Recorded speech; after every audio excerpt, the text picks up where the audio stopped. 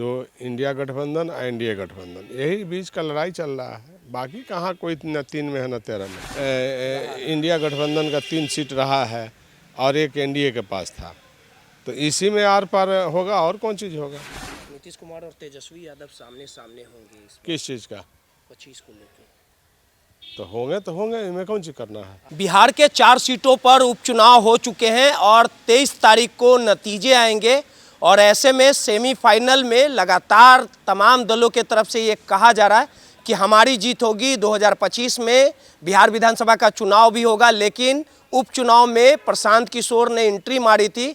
क्या कुछ रिजल्ट होगा, तमाम समीकरण को बात करने के लिए हमारे साथ गोपालगंज के पूर्व सांसद साधु जी हैं। सर, जिस प्रकार से लगातार बिहार की राजनीति में आपका एक लंबा पैठ रहा है, लगातार आपने गोपालगंज का विकास का भी करने का काम किया है। उपचुनाव है 4 सीटों पर, प्रशांत किशोर ने भी एंट्री मारी है, आरसीपी सिंह ने भी नई पार्टी बनाई है। तो जैसे जैसे चुनाव का समय आते जा रहा है, लगातार नई पार्टियां का गठन कहीं ना कहीं हो रहा है। और उपचुनाव में क्या कुछ लगता है, आपने कहा था कि अच्छे उम्मीदवार को वोट देना चाहिए। हाँ बिल्कुल, हमने कहा ही था।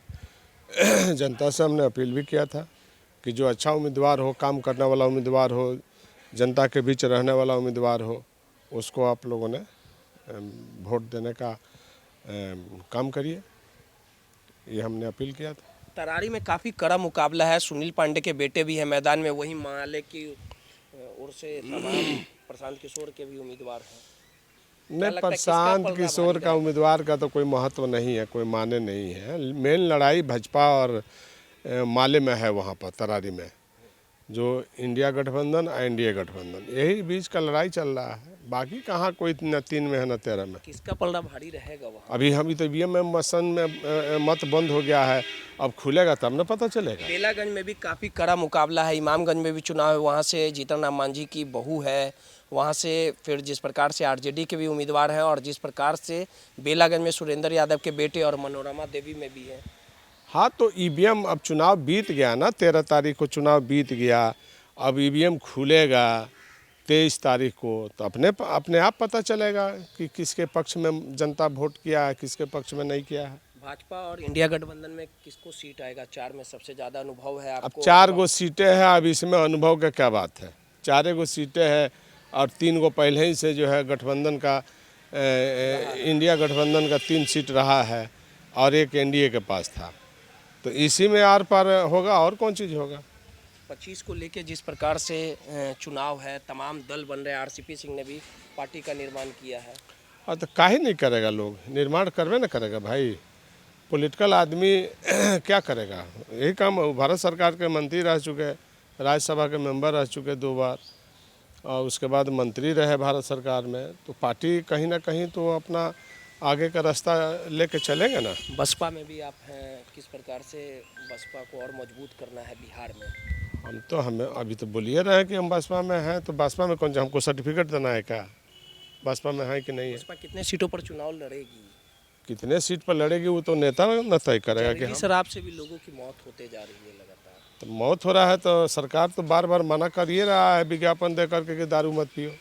अब दारू पीने वाला पी कर मर रहा है, तो इसमें सरकार क्या करेगी। नीतीश कुमार और तेजस्वी यादव सामने सामने होंगे किस चीज़ का? 25 को लेकर। तो होंगे, इनमें कौन चीज़ करना है। आप उतरते हैं तो खेल बिगड़ भी जाता है। काहे के लिए, हमारा अपना अलग में काम किए हैं, तो काम किए तो हमारा, हाँ ठीक है, वो तो हम जनता के बीच जैबे करते हैं, बराबर रहबे करते हैं। तैयारी चल ही रहा है। अब तैयारी करेंगे, अभी चुनाव 25 अभी बाकी है, अभी बहुत टाइम। जिस प्रकार से झारखंड में भी चुनाव है सर। झारखंड में सरकार हेमंत की बन रही है, हेमंत सोरेन की बन रही है। हाँ बन रही है, वहाँ जनता पक्का उसके। भाजपा दावा ठोक रही है नहीं वो बड़ा साफ हो जाएगा, मोदी जी लगातार आ रहे हैं। नहीं, अब तो प्रधानमंत्री का यात्रा ही बंद हो गया, नहीं आ रहे हैं, अब भीड़ नहीं हो रहा है जनता का वहाँ। हेमंत सोरेन जीत रहे। हाँ, वो सरकार बन रही है उसका।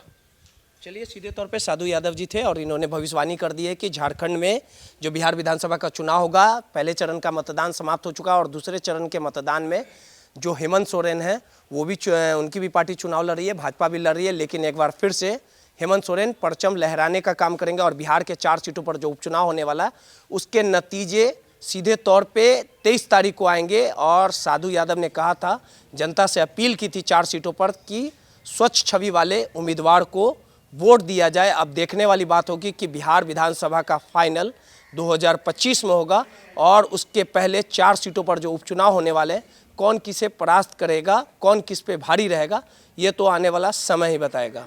सहयोगी अनिल के साथ रोहित यादव, दर्श न्यूज, पटना।